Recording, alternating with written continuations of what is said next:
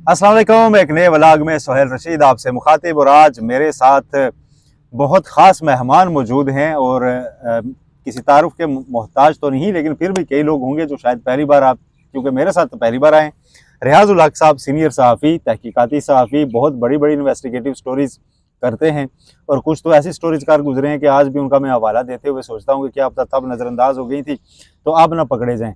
इसलिए इनके तारुफ में यही है, आजकल बहुत गहरी नज़र रखे हुए हैं कि हुकूमत सोच क्या रही है, लॉ मिनिस्ट्री में क्या चल रहा है। कल मुलाकात इतनी तवील काहे की हुई, असल में हुकूमत के लिए परेशानी क्या है और अपोजिशन क्या सोच रही है, क्योंकि ये इतने अहम तरीन दिन हैं और इसमें इस दौरान ये सारा मामला किस समत जाना है, इस पर तफसीली बात करेंगे।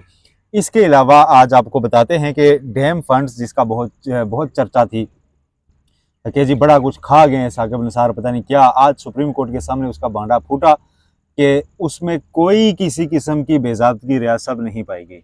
वाह। ये ऑडिटर जनरल की जानिब से बता दिया गया है कि तमाम डैम फंड्स ना सिर्फ महफूज हैं, उन पर मार्कअप लग चुका है, 11 अरब से बढ़कर 23 अरब हो चुके हैं। इस पर फिर चीफ जस्टिस काजी फाइज़ ने ये सवाल उठाया कि मार्कअप तो गवर्नमेंट ही देती है तो इसका क्या क्रेडिट लेना, ये तो आंखों में धूल झोंकने जैसा है। और सुप्रीम कोर्ट की इस कैटेगरी में ये केस सुनती रही तो 184(3) का जब नाम लिया खालिद जावेद खान जो साबिक अटॉर्नी जनरल थे, तो उन्होंने फिर ये मुखालफत भी की कि गवर्नमेंट को आप ये डैम फंड्स ना दें, ये वापडा को दें। जस्टिस नईम अख्तर अफगान ने भी कहा कि गवर्नमेंट को अगर देंगे और वापडा को ना दें, उनके अपने माली मसाइल ऐसे चलते हैं। बाय द वे, आज की जंग अखबार की फ्रंट पेज पे एक छोटी सी 2 कालमी खबर लगी हुई है कि मुल्की कर्जे बुलंद तरीन सतह पर पहुंच गए हैं। यहीं से शुरू करते हैं, ये 2 कालमी खबर क्यों, ये क्या होता है ऐसा कि ये हेडलाइन बना कर थी एक ज़माने में? बहुत शुक्रिया सोहेल साहब। असल में हम कुछ देर पहले जब डिस्कशन भी कर रहे थे लंच पे, और हमारी यही बहस थी कि जो नेशनल मीडिया है, चाहे वो प्रिंट है, इलेक्ट्रॉनिक है, वो एक किस्म का जो है टेक ओवर उस पर हो चुका है।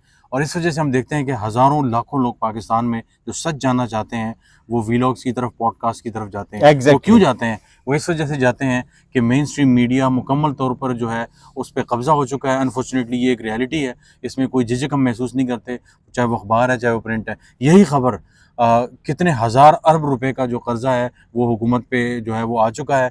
ये आज से 2-3 साल पहले जब हुकूमत पीटीआई दौर में, पाकिस्तान तहरीक इंसाफ के दौर में, तो हम देखते थे कि उसमें जनाब पूरे जो 6-7 कॉलम की खबर होती थी, और अब छोटी सी जो है वो 2 कॉलम की खबर, और शाम को फिर सब टॉक शोज भी उस पे होते थे। चलें, ये तो एक ज़िमनन डिस्कस किया। अच्छा, वो डैम्स फंड का आप जो ये पूछा गया जी कि हमें लाएअमल बताएं जी, हम गवर्नमेंट को दे सकते हैं या किसे दे सकते हैं, सुप्रीम कोर्ट पास नहीं रख सकती, उस पर फ्राइडे की एक डेट डाली गई है और ये केस चीफ जस्टिस काजी फाइज़ साहब जाने से पहले निपटाना चाहते हैं। शायद ये आखिरी केस होगा जिसको वो निपटा सकें। अब मखसूस नशिस्तों का जो रिव्यू, जिसको पहले लगाने में बड़ी जल्दी नजर आई थी, अब उसकी डिटेल जजमेंट आ चुकी है लेकिन उसको लगाया नहीं जा रहा। हालात यहाँ पे बदल जाते हैं।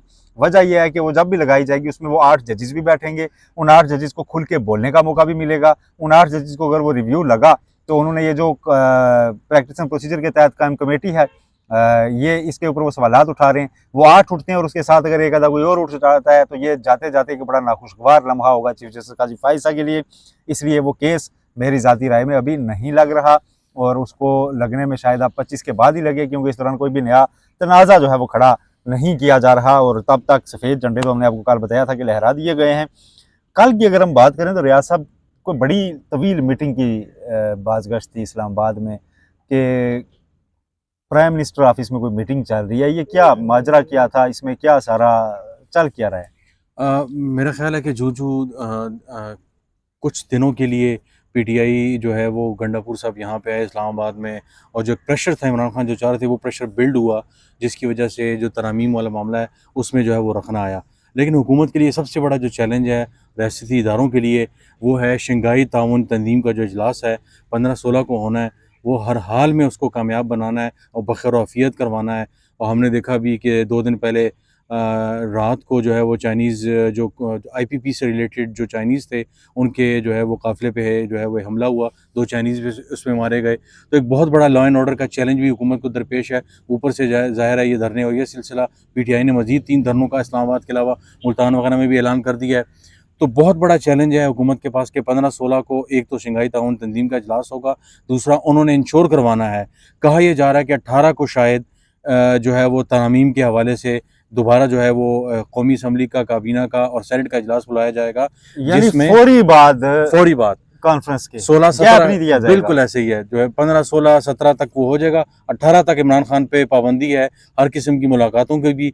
तो इनकी ये कोशिश है कि इमरान खान का कोई बयान आए, उनके जो voter supporter, senator, national assembly के जो लोग हैं, वो अगर किसी हुक्म के ताबे आते हैं, दबाव में आते हैं, ज़ाहिर है इमरान खान की स्टेटमेंट जेल से जारी होती है, तो एक बहुत बड़ा एक मैसेज होता है। वो तमाम वर्कर्स समेत जो लॉ मेकर्स हैं, जो कानून साज हैं असम्बली के, सेनेट के, उन सब के लिए भी जो है एक बड़ा एक किस्म का लेकिन नंबर कहाँ से बाइंडिंग पूरे ऑर्डर हो आएंगे जाता है। शाहजी, नंबर कहाँ से पूरे आएंगे? अब एक जो बड़ा चैलेंज आ रहा है, जो जो मैं उस तरफ आने वाला था, वो ये है कि जी 18 को करने हैं, क्या नंबर्स पूरे हैं?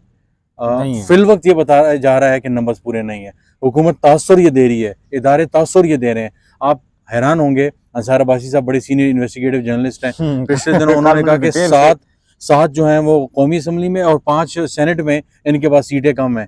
और तकरीबन 2 दिन बाद जो है उनसे ये खबर करवाई गई कि एक ख़ास ज़राए ने ये बताया है, ओहदेदार ने ये बताया, सीनियर ओहदेदार ने, कि उनके पास बंदे पूरे नहीं बल्कि पूरे से ज़्यादा हैं। लिहाजा जो है ना, एक किस्म का रिबटल जो है वो अंसार अब्बासी की तस्वीर और बाई लाइन के साथ छपा। जो हमने शुरू में सहाफ़त की बात की, बदकिस्मती से ऐसा नहीं होता था कि जो गन पॉइंट पे जो है पाकिस्तान में हमसे जो इस तरह की चीज़ें करवाई जाती थी। एक खबर है जो सबको पता है कि हुकूमत के बंदे पूरे नहीं हैं। अगर इनके बंदे पूरे होते तो उस रात ये सारा कुछ कर चुके होते। दायरा मौलाना बीच में आड़े आए। अभी आज एक खबर है वैसे कि उन्होंने बुला लिए हैं जो बैरून मुल्क गए हुए थे लोग कि जी वापस पहुंचे। ये तो अपने लोग ही उनके वापस पहुंचेंगे, बाकी जो पीटीआई के थे, मैंने तो सुना है कि उनको जो जिन पर शक था कि ये लोग हमारे टूट सकते हैं, उनको वो खैबर पख्तूनख्वा ले गए हैं बगैर आफियत। शांगला वगैरह में अच्छे रिजॉर्ट दे के उनको वहाँ पे ठहरा दिया गया। 10-15 दिन आप फैमिली के साथ सुकून करें। कहा यह जा रहा है, ये बात आपकी बिल्कुल ठीक है, कहा यह जा रहा है कि 20 से 30 के करीब जो सेनेटर्स और जो कौमी असम्बली के मेंबरान हैं, उनको मुख्तलिफ जगहों पे ठहराया गया है। तो दबाव तो है, ज़ाहिर है। तो इससे अंदाज़ा होता है, एक कि बंदे पूरे नहीं हैं, दूसरा इनके जो अपने बंदे थे, जो बहुत से चीज़ों के हवाले से, मिसाल के तौर पर पिछली जो मीटिंग थी, मैं जब कौमी असम्बली में, हमने 48 घंटे किस्म के गुजारे, और एक चीज़ जो बड़ी हैरानकुन थी वो ये थी कि हुकूमत के अपने जो सेनेटर्स थे, जिनके साथ हमारी सलाम दुआ होती है, कौमी असम्बली के मेंबरान, उनका ये कहना था कि ऐसी पे भी कुछ नहीं पड़ेगा, कि ड्राफ्ट जिस दिन ये पास करने की कोशिश की जा रही जिस दिन और रात 10-11 बजे तक जो है कौमी असम्बली को बात भी नहीं जाने दिया जा रहा था, किसी को बाहर भी नहीं जाने दिया जा रहा था। और बाथरूम वगैरह जाते थे तो साथ 2 बंदे साथ जाते थे और कहते थे कि जनाब ये इनकी सिक्योरिटी के लिए। पार्लियामेंट के अंदर वॉशरूम जो है वो सेनेटर जा रहा है, कौमी असम्बली का बंदा जा रहा है, 2 बंदे साथ भेजने की क्या जरूरत है? गिरफ्तारियां भी तो वहां से हो जाती हैं, इसलिए वो शायद सारे कहते होंगे यार साथ चलो, बंदा पकड़ लें। तो ये एक बहुत बड़ा चैलेंज है कि हुकूमत को डर है कि ये जो अपने जो कम हैं, ये जो अपने हैं, इनमें से कोई ना भाग जाए। हम बाकी जो 5 और 7 जो कम हैं सेनेट में और नेशनल असम्बली में, उनको तो पूरा करेंगे ही करेंगे, लेकिन अपने बंदे हमारे ना भाग जाएं। तो ये एक बहुत बड़ा चैलेंज जो है इनके लिए दरपेश है। तो इस वक्त हुकूमत जो है बौखलाहट का शिकार है, क्योंकि उनके लिए अहकामात हैं। अगर आपने सर्वाइवल करना है, अगर आपने रहना है, मौलाना को और अरेंज करें, या फिर वो जो दूसरे पीटीआई के आगे पीछे लोग हैं, आप हर दफ़ा हम ही आपके लिए बंदे अरेंज करके देंगे, हम ही आपके लिए जो है ना मुर्गियों का डरबा बनाएंगे जिसके अंदर सब लोगों को रखा जाएगा। हम कब तक आपके लिए जो है वो करते रहेंगे? हमने इलेक्शन भी मैनेज किया। एक और चीज़ आ रही है ना, अब कल दोबारा प्रेस किया जा रहा है, प्रेशर डाला जा रहा है इलेक्शन कमीशन पर कि आप मखसूस नशिस्तें जो हमने इलेक्शन एक्ट में तरमीम की है उसके नतीजे में हमें दें जी दोबारा मालिक गनीमत वाला काम। ये इसका मतलब है कि अपने नंबर पूरे नहीं है, आप मखसूस नशिस्तों पे डाला जा रहा है। अब इलेक्शन कमीशन इस मामले पर पहले ही वजाहत के लिए दोबारा सुप्रीम कोर्ट से रजू कर चुका हुआ है नाजरीन, और वहां पर उसने एक नजरसानी भी डाली हुई है। एक तो 12 जुलाई के फैसले पर है, दूसरी उन्होंने 14 सितंबर का जो ऑर्डर था जिसमें ये दोबारा सुप्रीम कोर्ट ने कहा अबहम दूर किया था इलेक्शन कमीशन का, उस पर भी नजरसानी डाली है कि हमारे खिलाफ आपने सख्त ऑब्जर्वेशंस दी हैं, तो हम डिले नहीं कर रहे आपके फैसले पर अमल दरामद। तो वो जब डिले पे भी कह रहे थे कि हम नहीं चाहते डिले करना, ना कर रहे हैं, हमारे मुताबिक ऑब्जर्वेशन हटाएं, उसे स्पीकर साहब दोबारा कह रहे हैं कि नहीं, आप उस फैसले को छोड़ें, आप जो बाद में हमने बनाया है एक्ट उसके तहत ये नशिस्तें हमें दें। इससे तो बड़ा वाजे लगता है कि अगर तो इलेक्शन कमीशन कम कर जाता है। और इसमें एक और खबर मैं आपको दूं, इलेक्शन कमीशन में इसमें डिवाइड आ गई हुई है। 2 मेंबरान तो कंफर्म है कि जी, 2 कहते हैं कि 3-2 का जो है वो चल रहा है। पहले हमने सुप्रीम कोर्ट के फैसले के खिलाफ नहीं जाना, पंजाब का मेंबर थे और केपी के मेंबर भी अब शामिल हो गए हैं उसमें। तो 5 जो मेंबरान हैं, जिनमें से 2 मेंबरान जो हैं वो इस हक में हैं कि ये जो सुप्रीम कोर्ट का फैसला है उस पर अमल दरामद किया जाए और जो सारी जो मखसूस नशिस्तें हैं वो पीटीआई को दी जाए। जो बाकी 3 मेंबर्स जो हैं वो फिलहाल जो और है मैं एक और वो डिफरेंशिएट कर दूं जी कि एक तो अगर वो जुडिशल साइड पे कोई ऑर्डर जारी करना हो ना उन्होंने, तो कोई समाअत कर रहे हो, तो फिर तो वो जुडिशरी की तरह 3-2 से भी अक्सरियत से फैसला दे सकते हैं। यहाँ भी वो दे गो के सकते हैं, लेकिन आसान नहीं है। वजह यह है कि 2 मेंबरान 2 सूबों को रिप्रेजेंट कर रहे हैं, पंजाब को और केपी को। जी ठीक है, तो उनकी राय के खिलाफ जाकर तो इस तरह का ऑर्डर पास करेंगे नहीं, हम दोबारा दे रहे हैं हुकूमत को ये नशिस्तें, ये नहीं चलेगा। ये 1-2 दिन के लिए तो हो सकती हैं, उस 1-2 दिन में ही ये तरमीम कार गुजरे और कहें जी अब तो आईनी मसला बन गया, अब तो ये सारे मामला आईनी अदालत में जाएंगे, तो ये एक कंट्रोवर्शियल सी एक मूव से तो ये निकल सकती हैं। बाकी एज ऑफ नाउ जब हम बात कर रहे हैं, मैं आपको ये बाकायदा कंफर्म कर रहा हूँ कि जो इनिशियल ड्राफ्ट था उसके अकॉर्डिंग ये तरमीम पास करना नामुमकिन हो चुका है ऑलमोस्ट। बिल्कुल ऐसे ही है, ये इंतहाई नामुमकिन है और मौलाना साहब इनके हाथ से निकल गए हैं। और मौलाना के ज़ाहिर है उस पर हम पूरा एक प्रोग्राम कर सकते हैं कि मौलाना के कई गिले शिकवे हैं, उनका बेटा 250 वोटों से हारा, वो खुद अपनी आबाई सीट हारे, तो ये एक बहुत बड़ा दुख है उनका। अब ये कहते हैं कि जब आप पे वक्त आया तो आप हमें इस्तेमाल कर रहे हैं और हम आपके उसमें वोट दे देंगे, उनका यह नहीं हो सकता। तो फिल वक्त जो बड़ी इंटरेस्टिंग बात है वो ये है कि सिविल और मिलिट्री ब्यूरोक्रेट्स की जो 3 साल की एक्सटेंशन है, जिसमें आर्मी चीफ की भी एक्सटेंशन हो जाएगी, उसके हक में नहीं है। वो हाई कोर्ट के जो जजेस की जो ट्रांसफ़र है उसके हक में नहीं है।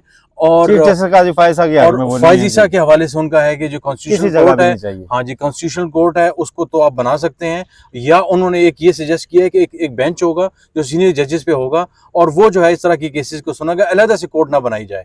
तो बज़ाहिर फायज ईसा भी किया, और ये बड़ी रीजनेबल है, मैं आपको बताऊं, इसलिए कि केसेस इतने हैं ही नहीं जिसके लिए आप पूरे मुल्क के ऊपर एक नई अदालत का बोझ डाल रहे हैं। जी और वो आपके ऊपर एक सीसीटीवी कैमरा पार्लियामेंट पे लगा होगा, वो नई आईनी अदालत की आपके हर आईनी मामले को देख रहा है। अभी वाली अदालतें रिस्ट्रेंट शो कर देती हैं जी कि नहीं हमारे पास और बड़े मुकदमात हैं, उसमें एक आधा बेंच हुआ तो जब कभी केस आया तो वो सुन लिया करेगा जी।